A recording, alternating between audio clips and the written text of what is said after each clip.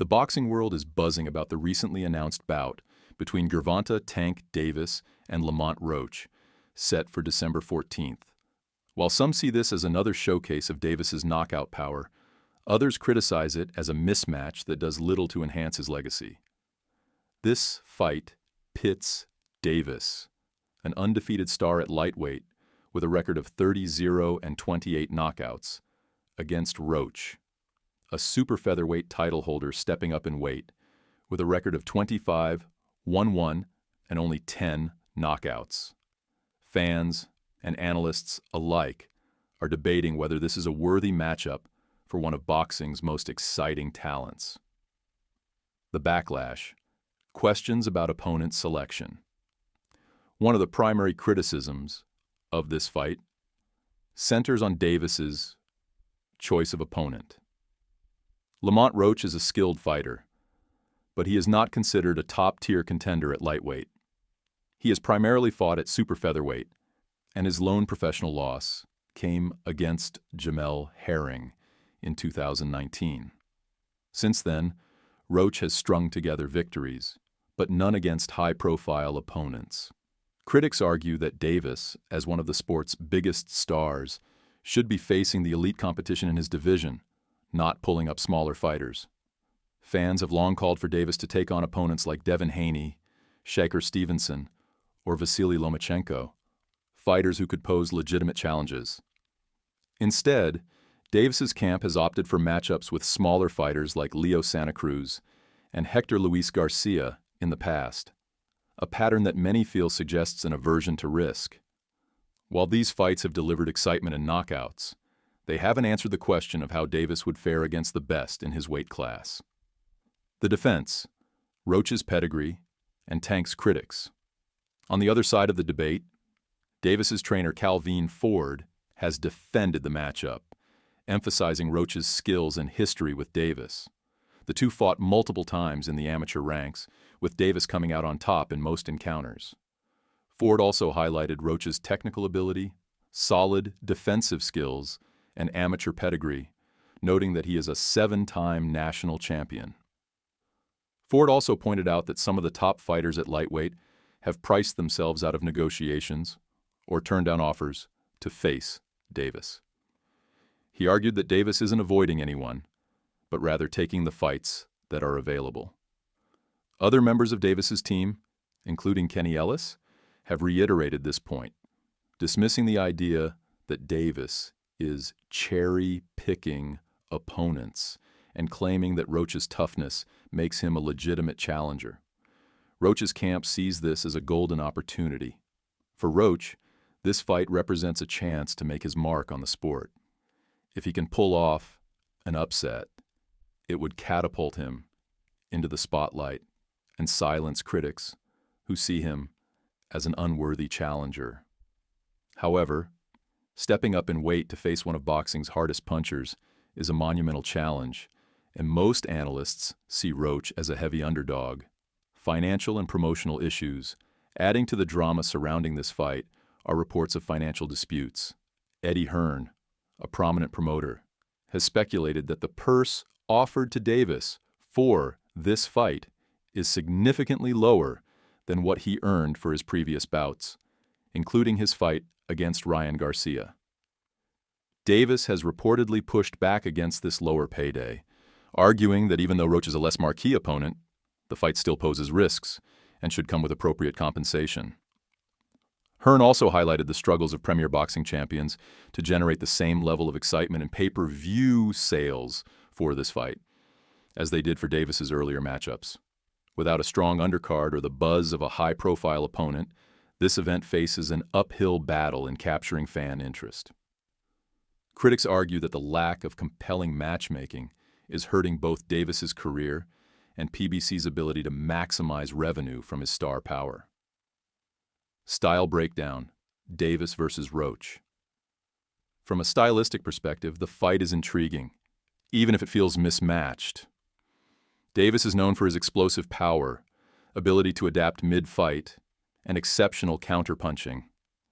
He sets traps for his opponents, capitalizes on their mistakes, and delivers devastating knockouts. His patient approach in the ring makes him one of the most dangerous fighters in boxing, as he can finish a fight at any moment. Roach, meanwhile, is a technically sound fighter with strong fundamentals. His defensive skills and counter-punching ability could pose problems for Davis if he can avoid engaging in exchanges where Davis's power becomes a factor.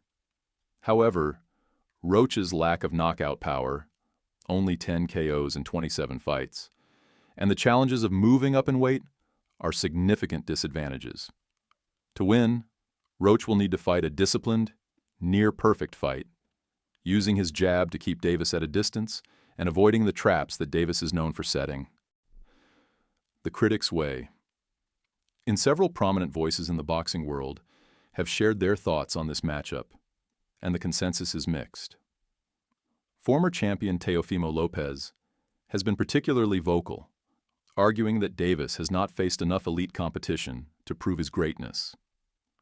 Lopez compared this fight to his own resume, which includes victories over top-tier opponents like Vasily Lomachenko.